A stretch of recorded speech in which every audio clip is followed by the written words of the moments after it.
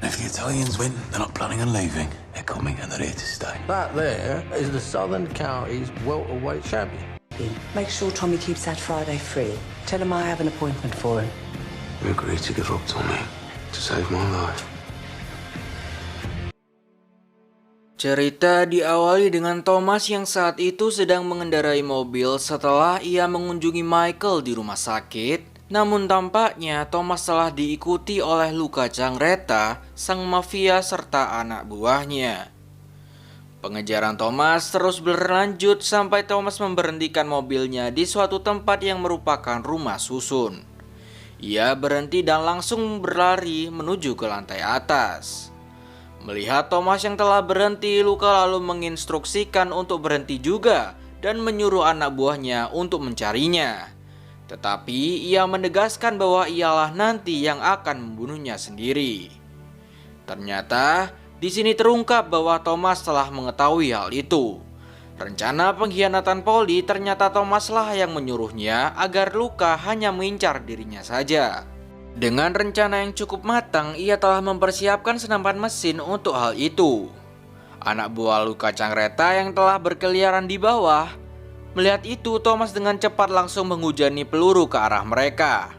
Hingga salah satu anak buahnya terkena beberapa peluru dari Thomas hingga tewas. Beruntung dengan cepat Luca dan sisa beberapa anak buahnya langsung pergi berlindung di balik mobil box yang ia kendarai untuk menghindari tembakan dari Thomas. Setelah mendengar tembakan telah berhenti, yang artinya Thomas kehabisan peluru, Luca mencoba membalikkan keadaan dengan menembak balik Thomas yang diikuti para anak buahnya juga. Tembakan Luca dan anak buahnya ternyata itu semua sia-sia, karena Thomas yang sedang berada di tempat tinggi dan langsung memasuki dan bersembunyi di dalam rumah itu. Mengetahui salah satu senjatanya tidak bisa ia dipakai lagi, Thomas mengambil senjata lainnya yang telah ia persiapkan lalu menaiki tangga menuju ke atas. Namun saat di tangga, ia tiba-tiba ditembaki oleh salah satu anak buah Luca dari belakang. Tetapi pada akhirnya, ia berhasil menumbangkannya. Ia kemudian masuk ke dalam dan berteriak untuk memberitahu kepada orang-orang yang tinggal di sana untuk masuk ke kamarnya masing-masing. Mendengar teriakan Thomas dari dalam, Luca serta dua anak buahnya langsung menuju ke dalam bangunan. Thomas yang sudah berada di tangga luar bangunan tiba-tiba melihat salah satu anak buah Luca dan langsung menghabisinya. Mendengar suara tembakan dari luar, Luca langsung pergi keluar bangunan dan melihat Thomas di sana yang sedang berjalan, langsung menembakkan beberapa peluru ke arahnya. Beruntung, dengan refleks yang bagus Thomas berhasil menghindarinya. Mereka berdua saling membalas tembakan demi tembakan yang sepertinya juga sia-sia. Mengetahui bahwa itu semua sia-sia, Luca mengajak Thomas untuk berduel 1 lawan 1 dengan pistol. Suasana menjadi menegangkan, mengingat jika itu senjata telah ditembakkan, salah satu dari mereka akan tewas. Namun, di saat mereka mau mengambil pistolnya, tiba-tiba polisi muncul dan menembakkan senjata untuk peringatan. Melihat polisi yang telah ikut campur, Luca dan anak buahnya langsung meninggalkan tempat kejadian. Sementara Thomas ditahan oleh beberapa polisi di sana. Tetapi beruntung Moss tiba dan menyuruh anak buahnya untuk melepaskan Thomas. Melihat Thomas yang terus-menerus membuat masalah di wilayahnya, Moss menegaskan bahwa dirinya dan para anggota kepolisian telah berpaling kepadanya, yang artinya hukum telah kembali normal tanpa suap menyuap dari geng Peaky Blinders. Setelah peperangan dengan Luca Cangreta, Thomas langsung pergi ke rumah untuk mengadakan pertemuan keluarga. Di sini Thomas menjelaskan apa yang sebenarnya telah terjadi, karena seluruh keluarganya yang tidak tahu sama sekali kecuali Polly. Thomas menjelaskan bahwa ia dan Polly telah menjebak Luca dengan memancing Luca untuk memburunya, dengan imbalan seluruh keluarganya akan diampuni oleh Luca. Thomas juga memberitahu mereka semua bahwa ia telah gagal membunuh Luca. Namun ia tidak berkecil hati karena hal itu, karena ia telah berhasil membunuh 3 anak buah Luca sebagai gantinya. Sehingga para anak buah Italia Luca sekarang telah menjadi orang. Mendengar hal itu, seluruh keluarganya kagum atas apa yang telah Thomas lakukan. Setelah itu, Thomas yang sedang berada di kantornya, tiba-tiba Lizzie masuk dan memberitahunya bahwa ia sedang mengandung anaknya. Ia mengaku hamil karena waktu itu ia berhubungan dengan Thomas di kanal dan Thomas lupa untuk mencabut anunya di waktu yang tepat. Kalian tahulah apa yang saya maksud. Lizzie bermaksud akan mempertahankan kandungannya dan merahasiakannya jika Thomas tidak siap untuk hal itu. Namun Thomas nampaknya menerima bayi itu serta ia mengatakan kepada Lizzie bahwa setelah masalah yang ia alami sekarang telah selesai, ia mengajak Lizzie untuk hidup bersama, yang artinya mereka berdua akan menikah. Keesokan harinya, Polly dan Michael mengunjungi Aberama di tempat camp karavannya. Tujuan Polly ke sana untuk menyerahkan Michael kepada Aberama dan anak buahnya untuk tinggal bersama mereka di sana, sehingga Michael bisa terjamin keamanannya. Mengingat Aberama dan anak buahnya merupakan orang Gypsy yang dimana tempat tinggalnya akan terus berpindah-pindah tanpa menetap di salah satu tempat. Setelah itu, Polly dan Aberama pergi untuk jalan-jalan sambil berburu kelinci.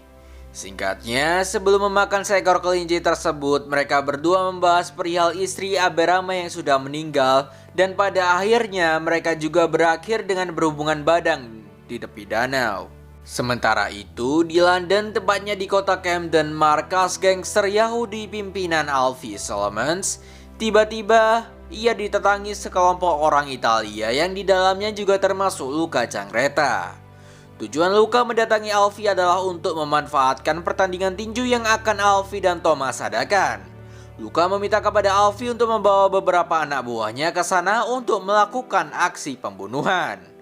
Namun Alfie tidak langsung menerimanya. Ia meminta kepada Luca untuk membantunya mengekspor minuman alkohol buatannya ke Amerika, dan memintanya untuk menjadikan anak buahnya menjadi orang Yahudi yang nantinya mereka akan disunat karena Thomas akan mengecek hal itu. Tanpa pikir panjang ia menyetujui hal itu meskipun dia pun belum pasti akan memenuhi permintaan Alfie. Sedangkan Alfie telah tahu mengenai hal itu. Sementara itu, kembali ke kota Birmingham, tepatnya di Small Heath, terlihat sebuah truk yang membawa tentara Inggris berhenti tepat di depan rumah Thomas untuk menangkap adiknya, Ada Selby. Setelah penangkapannya, ia dibawa ke markas militer yang dimana ia akan diinterogasi oleh seorang berpangkat kolonel bernama Ben Younger mengenai perihal keterlibatannya dengan komunisme di Inggris. Ada ditangkap karena telah menghadiri pertemuan dengan anggota Partai Komunis serta terlihat berdua bersama dengan Jesse Eden. Ada menegaskan kembali bahwa pertemuannya dengan Jesse Eden hanyalah untuk kepentingan bisnis saja, bukan hal lain. Ben lalu memberitahunya bahwa Thomas mengetahui tentang sesuatu yang belum ia ketahui, serta ia lalu dibebaskan dari sana. Sepulang dari sana, Ada langsung pergi menemui Thomas di kantornya. Di sana, Thomas menjelaskan bahwa tentara Inggris yang telah disuruh Mr. Churchill untuk mendatanginya dengan meminta bantuan dengan Thomas mengenai para komunis. Jadi di sini saya jelaskan, Inggris sedang dalam ancaman revolusi komunis. Untuk itu, para petinggi di sana menyuruh para tentara untuk menghentikannya. Untuk menghentikannya, para tentara Inggris membutuhkan nama orang-orang yang menjadi penghasut akan revolusi tersebut. Untuk itu, ia butuh bantuan Thomas dengan menyuruhnya untuk mendekati Jesse Eden agar ia bisa mengetahui siapa para penghasut mengenai revolusi komunis. Dengan membantu para militer, Thomas akan dihadiahi oleh pemerintah Inggris berupa perizinan ekspor untuk kendaraannya di beberapa negara. Setelah itu, Thomas pergi bersama Jesse Eden untuk makan malam bersama. Bukannya di tempat yang mewah, Thomas mengajak Jesse di kandang kuda miliknya. Di sana, Thomas membicarakan soal bisnis dengan memberikan sebuah surat pernyataan tentang pembatalan pemotongan gaji pekerja, dan ia juga berjanji untuk menyanggupi keinginan Jesse agar gaji antara para pekerja pria dan wanita setara. Lalu pembicaraan berubah menjadi soal tentang revolusi, yang dimana Thomas mencoba untuk menggali informasi tentang orang-orang yang terlibat akan hal itu. Singkatnya, pembicaraan tentang revolusi telah berakhir. Mereka berdua nampaknya cukup mabuk sehingga berganti topik pembicaraan menjadi cerita mereka pada masa lalu. Lalu Thomas mengajak Jesse untuk berdansa bersama sambil mendengarkan alunan musik yang disukainya. Mereka berdua nampaknya menikmati dansa tersebut hingga Thomas dan Jesse saling berciuman. Namun, itu semua tidak untuk waktu yang lama, karena Jesse tiba-tiba meminta Thomas untuk berhenti melakukan hal romantis tersebut. Melihat hal itu, Thomas meminta kepada Jesse untuk mengatur pertemuannya dengan orang-orang yang terlibat dalam revolusi komunis yang akan datang nanti. Keesokan harinya, hari yang dinanti telah tiba. Pertandingan tinju antara Bonnie dan Goliath akan dimulai. Terlihat puluhan orang sedang mengantri untuk menyaksikan pertandingan tinju yang sangat fenomenal karena perbedaan kelas antar petinju.